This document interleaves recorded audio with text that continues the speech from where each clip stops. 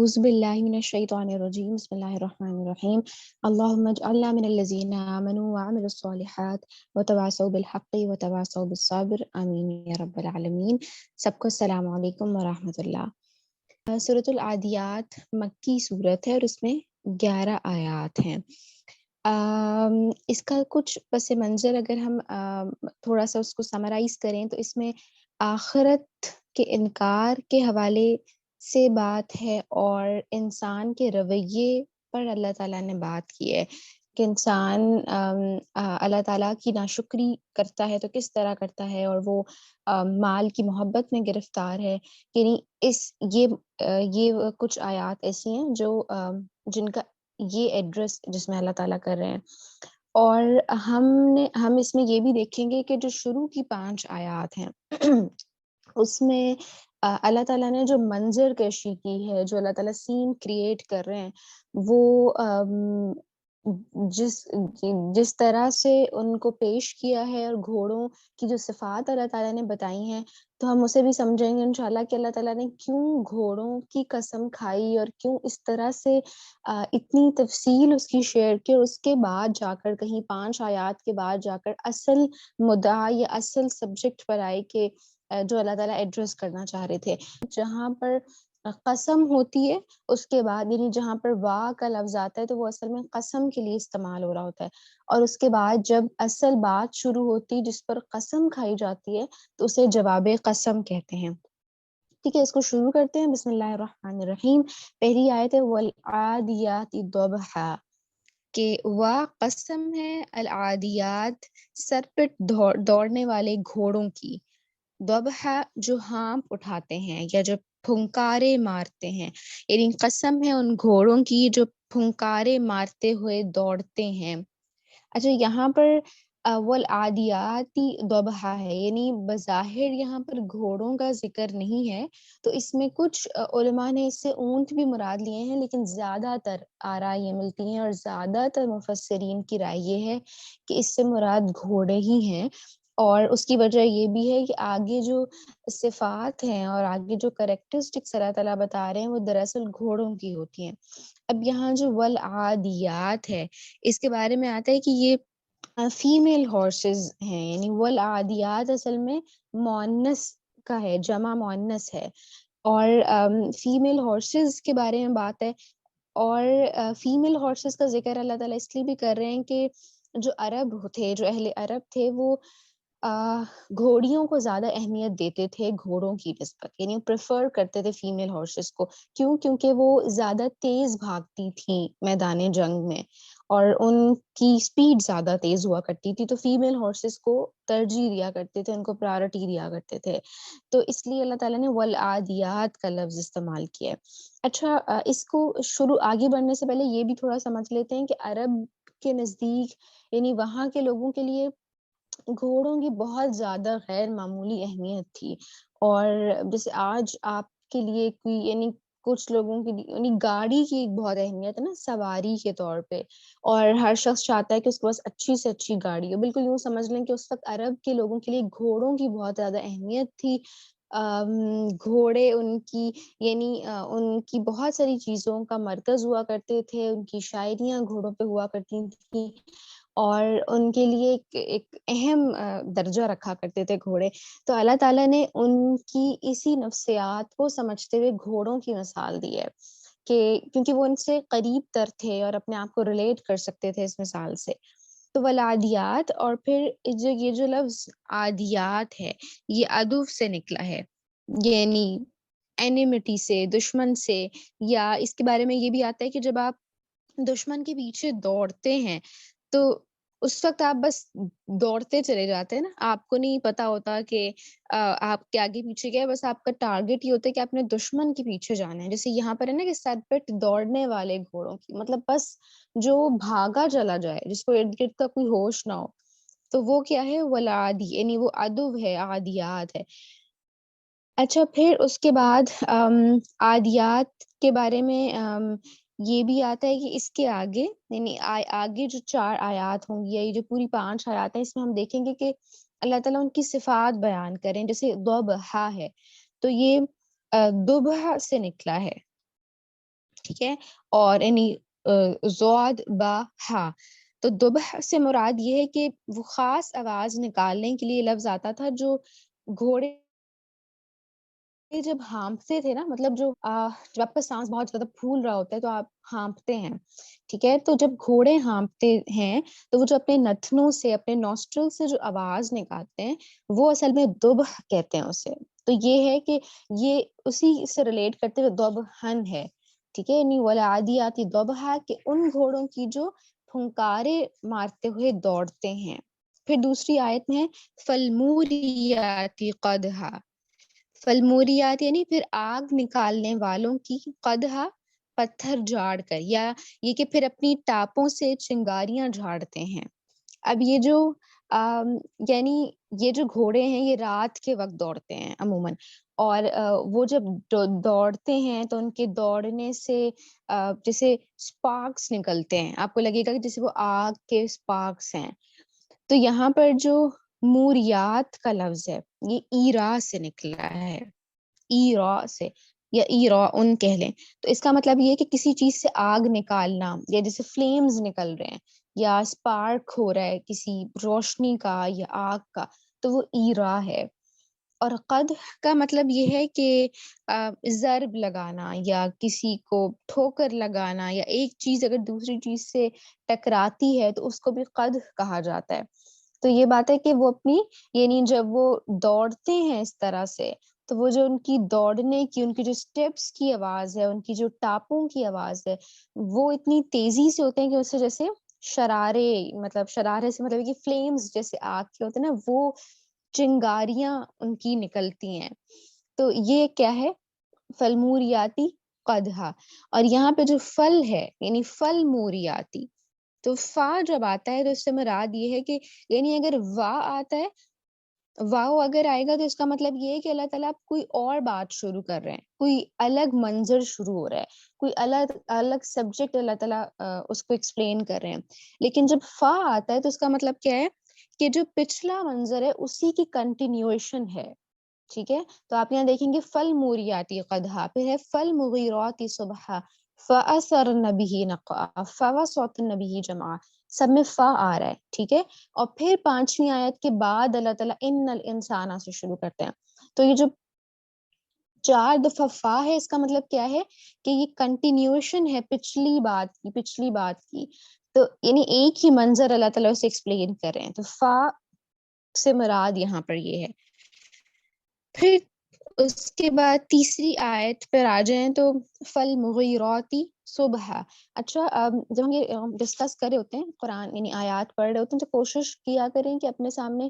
آیات کھول لیا کریں. یعنی سلائیڈز میں تو ویسے آ رہی ہوتی ہیں ساتھ ساتھ،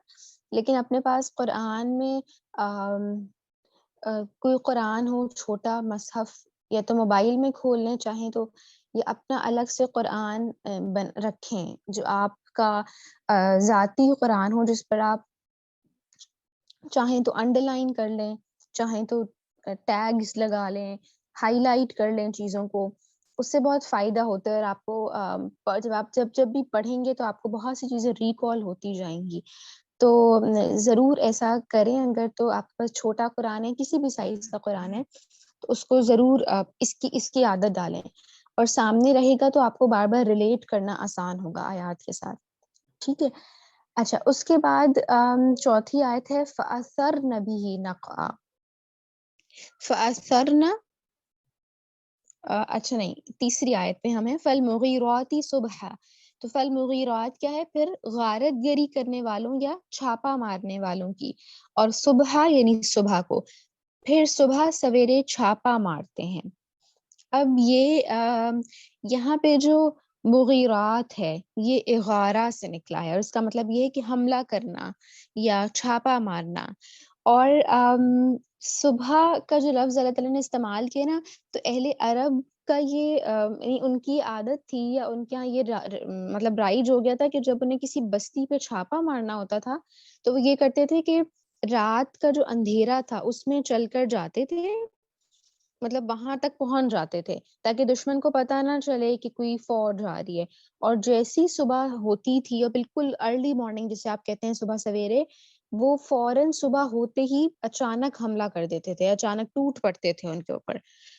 اور یعنی اس لیے کہ صبح کی روشنی میں پھر سب کچھ انہیں واضح نظر آنا شروع ہو جاتا تھا،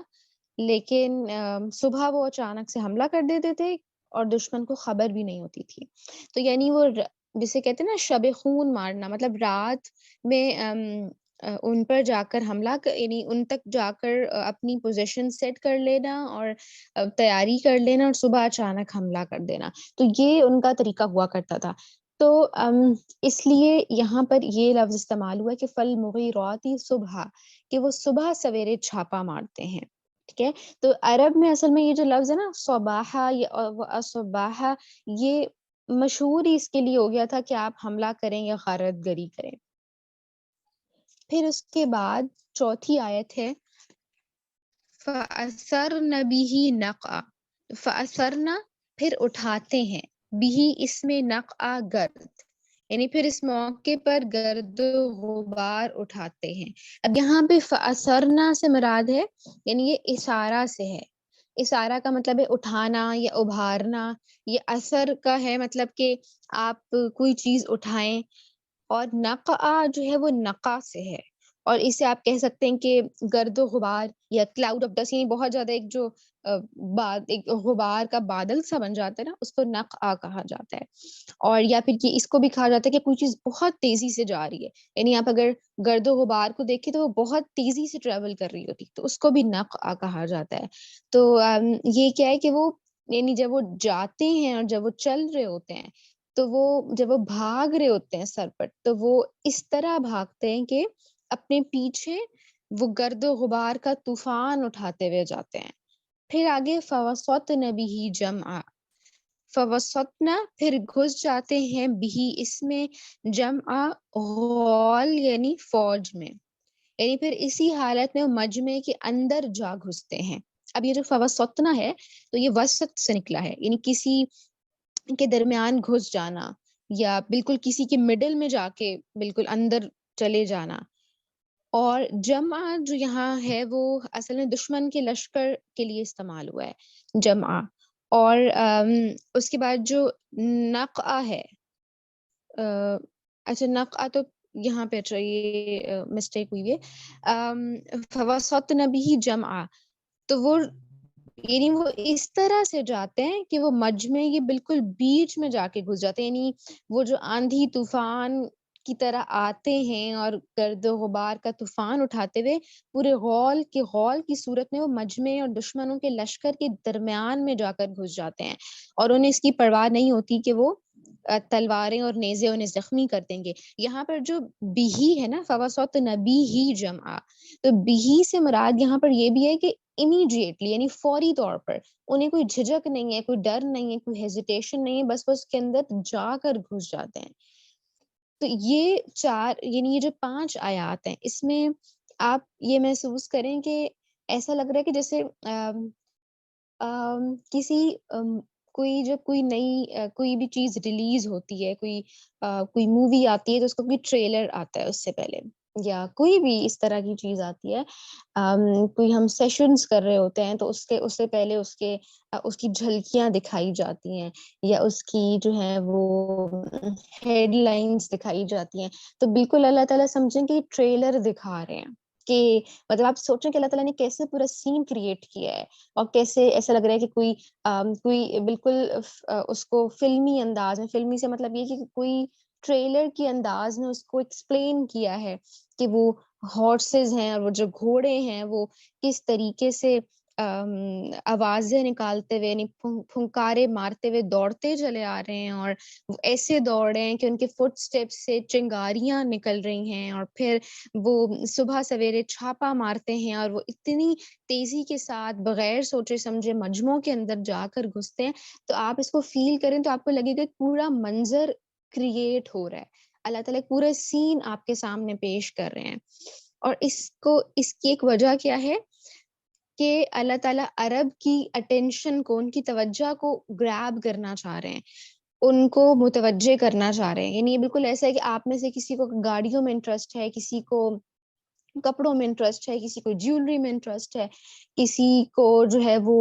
جوتوں میں انٹرسٹ ہے. تو یعنی جو بھی چیز آپ کی انٹرسٹ کی ہوگی، اگر آپ اس کی کوئی ایڈ دیکھیں گے تو آپ ایک دم، آپ کی اٹینشن ایک دم اس کی طرف متوجہ ہو جائے، یعنی آپ ایک دم اس کی طرف متوجہ ہو جائیں گے. تو یعنی کیونکہ وہ آپ کی پسند کی چیز ہے. تو بالکل یہی چیز یہاں پر ہے کہ اہل عرب چونکہ گھوڑوں سے اتنا زیادہ اٹیچ تھے اور ان کے لیے وہ بہت اہمیت رکھتے تھے، تو اللہ تعالیٰ نے ان کی توجہ کو اپنی طرف کرنے کے لیے یہ پورا ایک منظر پیش کیا ہے. ٹھیک ہے، ایک وجہ تو یہ ہے اس کی. اب ہم دوسری وجہ کو آگے ڈسکس کریں گے. اب چھٹی آیت میں اصل میں اللہ تعالیٰ وہ بات کر رہے ہیں جس پر بات کرنی ہے کہ ان الانسان لربہ لکنود. انا بے شک الانسان انسان لربہ اپنے پروردگار کا لکنود ناشکرا ہے. یعنی حقیقت یہ ہے کہ انسان اپنے رب کا بڑا ناشکرا ہے. اب یہاں پر کنود کا جو لفظ ہے وہ، اچھا انسان کا آپ کو یاد ہوگا کہ ہم نے پچھلی صورت میں ڈسکس بھی کیا تھا کہ انسان کا لفظ اس سے کیا مراد ہے، نسیہ اور اس سے سب اس کی جو ڈیٹیلز ہم نے ڈسکس کی تھی. تو اور جو کنود ہے اس کا مطلب کیا ہے کہ ناشکرا ہونا یا اللہ تعالیٰ کی عنایتوں کی قدر نہ کرنا. اور یہ جو آگے لکھا ہوا ہے اس میں بھی مختلف باتیں ہیں کہ کنود کے بارے میں حضرت حسن بصری رحمہ اللہ علیہ کہتے تھے کہ یہ وہ شخص ہے جو مصائب کو یعنی مصیبتوں کو تو وہ یاد رکھتا ہے لیکن نعمتوں کو بھول جاتا ہے. مطلب اسے یہ یاد رہتا ہے کہ اللہ تعالیٰ نے مطلب میرے ساتھ یہ ہوا، یہ مسئلہ ہوا، فلاں میں فیل ہو گئی، میرے فلاں میں اچھے مارکس نہیں آئے، اور میں نے فلاں چیز کھانی تھی مجھے نہیں ملی. لیکن وہ ابوبکر واسطی کا کہ جو اللہ تعالیٰ کی نعمتوں اور اس کی معصیتوں میں صرف کرے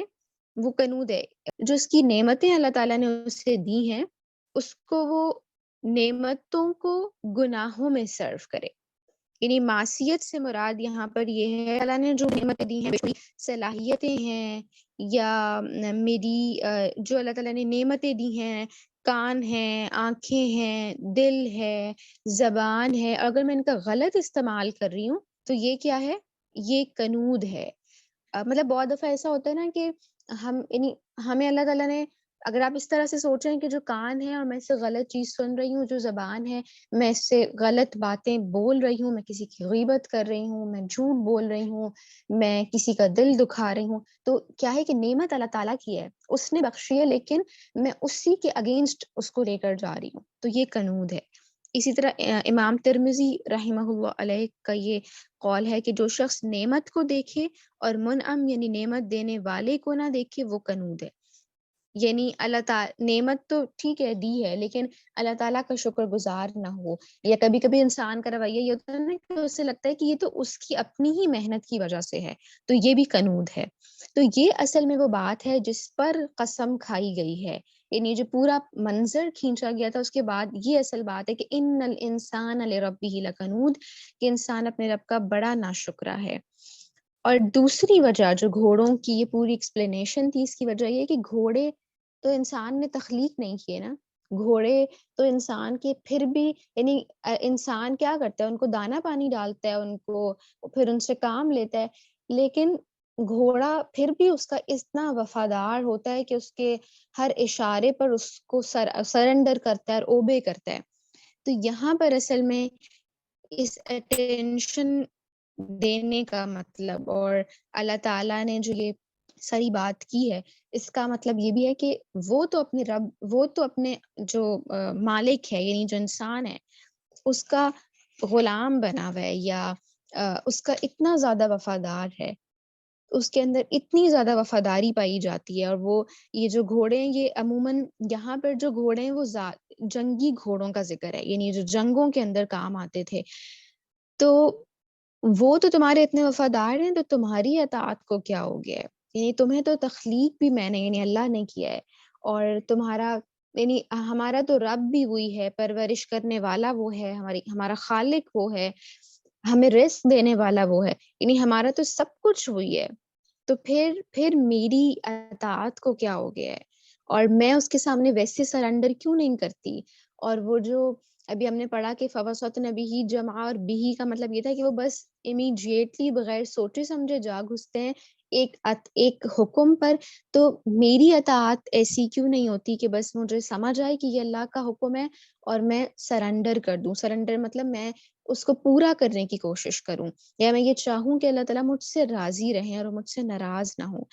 یا یہ کہ وہ جو طاقتیں اللہ تعالیٰ نے مجھے دی ہیں وہ غلط جگہوں پر استعمال ہو رہی ہیں، تو یہ کیا ہے؟ یہ بھی کنود ہے اور یہ بھی ناشکری ہے. تو گھوڑا جیسے انسان کا حق پہچانتا ہے اور جیسے اس کا وفادار ہے، تو بندہ کیوں اپنے رب کا وفادار نہیں ہے؟ اچھا، یہ ایک چھوٹی سی ایکسرسائز میں یہ کہہ رہی تھی کہ ہم کیسے کیسے ناشکری کرتے ہیں، تو اسے اپنی جو آپ کی نوٹ بکس ہیں اس کو شیئر نہ کریں، بس اپنی نوٹ بکس میں اپنے اپنے آپ کو سامنے رکھتے ہوئے سوچیں اور پھر یہ لکھیں کہ کب کب ایسا ہوتا ہے جب میں اللہ تعالیٰ کی ناشکری کرتی ہوں، یا کون کون سی ایسی چیزیں مجھ سے ہو جاتی ہیں. تو وہ کوئی 1 2 یا 3 چیزیں اپنے پاس لکھیں بس. ٹھیک ہے. اچھا، جو آیت نمبر 7 ہے، وَإِنَّهُ عَلَى ذَلِكَ لَشَهِيدٌ، اور انہ یقیناً وہ علی ذالک اس بات پر لشہید گواہ ہے، یعنی وہ خود اس پر گواہ ہے، یعنی اس کا جو ضمیر ہے، اس کی جو اپنی فطرت ہے، وہ خود اس بات پر گواہ ہے کہ وہ ناشکری کرتا ہے. یعنی انسان کے بارے میں آتا ہے نا کہ وہ انسان اپنے آپ سے سب سے زیادہ خود ہی واقف ہوتا ہے، اسے پتہ ہے کہ اس کا طرز عمل کیا ہے اور وہ کس طرح سے کام کر رہے ہیں. تو وہ اس کو اپنا، یعنی اس کا ضمیر خود اس پر گواہ ہے کہ اس کا رویہ یہ ہے کہ اس کو بہت نعمتیں ملی ہیں، پھر بھی ہم اللہ تعالیٰ کی ناشکری کر جاتے ہیں. اور وہ کہتے ہیں نا کہ ہمارے پاس، ہمیں اللہ تعالیٰ نے اتنی نعمتیں دی ہیں کہ بندہ اگر سجدے میں بھی پڑا رہے پوری زندگی، تب بھی وہ اس کی نعمتوں کے شکر کا حق ادا نہیں کر سکتا. یعنی اگر آپ سوچنا شروع کریں نا، ہماری آنکھیں جس طرح کام کر رہی ہیں، ہمارے دل کی پمپنگ جیسے ہو رہی ہے، ہمارے اندر جو ڈائجسٹو سسٹم چل رہا ہے، ریسپائریٹری سسٹم چل رہا ہے، سرکولیٹری سسٹم چل رہا ہے، مطلب ہر جو سارے سسٹمز کام کر رہے ہیں، اگر آپ ایک ایک نظام پر غور کرنا شروع کریں اور اپنے جسم پر غور کرنا شروع کریں، تو آپ کو سمجھ آئے گا کہ کتنا کمپلیکیٹڈ اور کتنا زبردست نظام ہے جو اللہ تعالیٰ نے اندر فٹ کیا ہوا ہے. اور آپ کی سانسیں جیسے چل رہی ہیں، اور تمہیں اس سے خوف نہیں آتا کہ وہ یہ ہم دیکھتے دیکھتے اللہ تعالیٰ ہماری آنکھیں، ہماری جو دیکھنے کی صلاحیت ہے وہ لے لے. تو یہ وہ سب چیزیں جو جب ہم سوچتے ہیں تو ہمیں فیل ہوتا ہے کہ ہمارا اپنا وجود اتنا زیادہ اللہ تعالیٰ نے ایسا بنایا ہے، جس سے ہم نے پڑھا تھا نا کہ احسنی تقویم پہ بنایا ہے، اتنی خوبصورتی سے بنایا ہے کہ بندہ اس کا ہی شکر ادا کرتا رہے تو اس کا بھی حق ادا نہیں ہو سکتا. پھر آگے ہے وَإِنَّهُ لِحُبِّ الْخَيْرِ لَشَدِيدٌ، وَإِنَّهُ اور یقیناً وہ لحب محبت کرنے والا ہے، الخیر مال کی، لشدید بہت سخت یا شدید، یعنی وہ مال اور دولت کی محبت میں بری طرح گرفتار ہے. یہاں پہ جو خیر کا لفظ استعمال ہوا ہے، یہ یہاں مال کے لیے استعمال ہوا ہے. اور یعنی اس کا جو ناشکرا پن ہے، اس کی ایک وجہ یہ بھی ہے کہ اس کو مال کی بہت زیادہ محبت ہے اس کے اندر. اور یعنی گھوڑے جیسے اپنی جان کی بازی لگاتے ہیں، جو مل جائے اس پہ شکر ادا کر لیتے ہیں، قانے ہو جاتے ہیں. لیکن انسان کیا ہے، اسے لگتا ہے کہ اس کے پاس جو کچھ ہے وہ اس کی اپنی دولت ہے، وہ اس کی اپنی کمائی ہے، اور وہ اس کے اپنی ذات کی وجہ سے ہے. تو اور یہ جو مال کی محبت ہوتی ہے، اس کے بارے میں یہ بھی آتا ہے نا کہ یعنی مال کی محبت ایسی ہے جو انسان کے اندر سے حلال اور حرام کی تمیز مٹا دیتی ہے. تو یہ مال کی محبت ہے. اچھا، جلدی سے اپنی نوٹ بکس میں یہ بھی لکھیں کہ میں ایسا کون سا کام کروں گی، کوئی 2 کام اپنے لیے طے کریں کہ جس سے میں اپنے اندر سے مال کی اور دنیا کی محبت کم کر سکوں. مال کی لکھیں اسپیسیفکلی، کون کون سے ایسے کام میں کر سکتی ہوں. کوئی خاص چیز اپنے لیے طے کریں، کم از کم اس ماہ کے لیے تو طے کریں. ٹھیک ہے، اپنے پاس کوئی 1 یا 2 کام لکھ لیں. بے شک کم کام طے کریں، لیکن کوشش کریں کہ اس کو عمل میں لے کر آئیں ضرور. پھر اس کے بعد جو نویں آیت ہے، افلا یعلم اذا بعثر ما فی القبور، افلا کیا نہیں، یعلم وہ جانتا، اذا بعثر کہ جب باہر نکال لیا جائے گا، ما فی القبور جو کچھ قبروں میں ہے. اور پھر وحصل ما فی الصدور، اور وحصل یعنی اور ظاہر کیا جائے گا، ما فی الصدور جو کچھ سینوں میں ہے. یعنی کیا وہ نہیں جانتا اس وقت کو کہ جب قبروں میں جو کچھ ہے اسے نکال لیا جائے گا، اور سینوں میں جو کچھ چھپا ہوا ہے اسے برآمد کر کے، اسے نکال کر اس کی جانچ پڑتال کی جائے گی۔ اب یہ جو بعثرہ ہے، اس کا مطلب یہ ہے کہ آپ کسی چیز کو، یعنی کوئی جمع ہوئی چیز ہے اور آپ اس کا جائزہ لینے کے لیے، اس کے انالیسس کے لیے اس کو الگ الگ کر دیں، اس کو بکھیر دیں، ٹھیک ہے؟ تو یعنی بعثرہ، یعنی اس دن سب کچھ سامنے آ جائے گا، ہر چیز واضح ہو کر سامنے آ جائے گی۔ جو کچھ قبروں میں جو مردے ہیں، جو لوگ ہیں، وہ باہر آ جائے گا، اور جو کچھ سینوں میں ہے وہ اللہ تعالیٰ باہر نکال لیں گے۔ یعنی یہ اصل میں اس دن کا ایک خوف بھی ہے نا، کہ قبروں سے سب کچھ باہر آ جائے گا اور سینوں کے جو راز ہیں وہ اکٹھے کر لیے جائیں گے، تاکہ وہ جو ہم نے پچھلی صورت میں بھی ڈسکس کیا تھا نا، کہ اللہ تعالیٰ ہر شخص پر حجت قائم کرے گا اور انصاف کے تقاضے پورے کرے گا، اور اللہ تعالیٰ کے سامنے عمل بھی آئے گا اور اس کا محرک بھی آئے گا، اس کی نیت بھی آئے گی، اس کا ارادہ بھی آئے گا۔ یعنی صرف اگر میں نے نماز پڑھی ہے تو صرف اس نماز پر جزا نہیں ہوگی، بلکہ اس کے پیچھے نیت کیا تھی۔ اگر میری نیت خدا نخواستہ یہ تھی کہ میں تو سامنے والے کو دکھانے کے لیے نماز پڑھی تھی، تو وہ تو سب صفر ہو جائے گا، سب کچھ، مطلب اس کا کوئی فائدہ ہی نہیں ہے، وہ میرے لیے نفع بخش ہی نہیں ہے وہ نماز جو کسی اور کے لیے کی جائے۔ اور اسی لیے ریا کے بارے میں یہ آتا ہے نا، کہ ریا کی مثال ایسی ہے، یعنی حدیث کا مفہوم یہ ہے کہ کالی رات میں کالی چٹان، یعنی کالے پہاڑ پر کالی چونٹی چل رہی ہو، تو اللہ کے رسول نے فرمایا کہ کیا وہ تمہیں نظر آئے گی؟ تو صحابہ نے کہا کہ نہیں نظر آئے گی۔ تو فرمایا کہ یہی ریا ہے، یعنی ریا دلوں میں اس طرح داخل ہوتا ہے، ریا مطلب دکھاوا، کہ پتہ بھی نہیں چلتا کہ وہ عبادت بھی دکھاوے کے لیے ہو جاتی ہے۔ تو اللہ تعالیٰ سے بہت بہت زیادہ اس سے پناہ مانگنی چاہیے، وہ جو، یعنی اللہ تعالیٰ مجھے نفاق سے اور میرے عمل کو ریا سے پاک کر دے۔ اچھا، اس میں یہ جو بات ہم ڈسکس کر رہے تھے کہ موٹیوز کو، یعنی محرکات کو جانے گا، اور جو نیتیں ہیں اور جو ارادے ہیں وہ سب باہر نکال دیے جائیں گے، سب کچھ اللہ تعالیٰ کے سامنے آ جائے گا۔ یہ جو ہے نا وَحُصِّلَ مَا فِي الصُّدُورِ، تو اس میں بھی تحصیل سے، جیسے ہوتا ہے نا کہ تحصیل یعنی کسی چیز کو باہر نکالنا، جیسے آپ چھلکا اتار کر مغز باہر نکالیں تو اس کو بھی حصلہ یا تحصیل کہا جاتا ہے۔ تو اور پھر یہ کہ صرف ظاہری اعمال پر فیصلے نہیں ہوں گے، بلکہ نیتیں اور ارادے ظاہر کیے جائیں گے۔ یعنی دنیا میں تو ہم صرف ظاہری عمل کو ہی پرکھ سکتے ہیں نا، جیسے اللہ کے نبی بھی کہتے تھے کہ میرا یہ کام نہیں ہے کہ میں سینوں کو چیر کر دیکھوں کہ اس میں کیا ہے، لیکن قیامت کے دن اللہ تعالیٰ سب نیتیں اور ارادے سامنے لائیں گے اور اس پر اعمال نامے اور فیصلے ہوں گے۔ پھر اس کے بعد جو آخری آیت ہے، ان ربہم بہم یومئذ لخبیر، کہ ان ربہم، بے شک ان کا رب، بہم ان کے حال سے، یومئذ اس دن، لخبیر خوب واقف ہوگا، یقیناً ان کا رب اس روز ان سے خوب باخبر ہوگا۔ یعنی اللہ تعالیٰ صرف عمل ہی سے نہیں بلکہ اس کے محرکات سے بھی واقف ہوگا اور خوب واقف ہوگا۔ یعنی دنیا میں تو ہم بہت ساری چیزیں لوگوں سے چھپا سکتے ہیں، ہم لوگوں کو دھوکہ دے سکتے ہیں، یہ لوگوں کے سامنے بہت اچھے بن سکتے ہیں، لیکن اصل چیز کیا ہے کہ اللہ تعالیٰ کے سامنے میں اچھی بن سکوں، اللہ تعالیٰ مجھ سے راضی ہو سکیں۔ کیوں؟ کیونکہ الٹیمیٹلی تو جو دلوں کے اندر ہے، جو سینوں کے اندر راز اور نیتیں پوشیدہ ہیں، ہر عمل کے کرنے سے پیچھے اسی کے مطابق جزا اور سزا کا معاملہ ہوگا آخرت میں۔ تو اللہ تعالیٰ سے یہ دعا مانگنی چاہیے کہ اللہ تعالیٰ ہماری نیتوں کو کھوٹ سے بچائے، اور ہماری نیتوں کے اندر فتور نہ آئے، اور ایسا نہ ہو کہ ہمارے نیک اعمال خدا نہ خواستہ اللہ تعالیٰ اس دن ضائع کرتے ہیں۔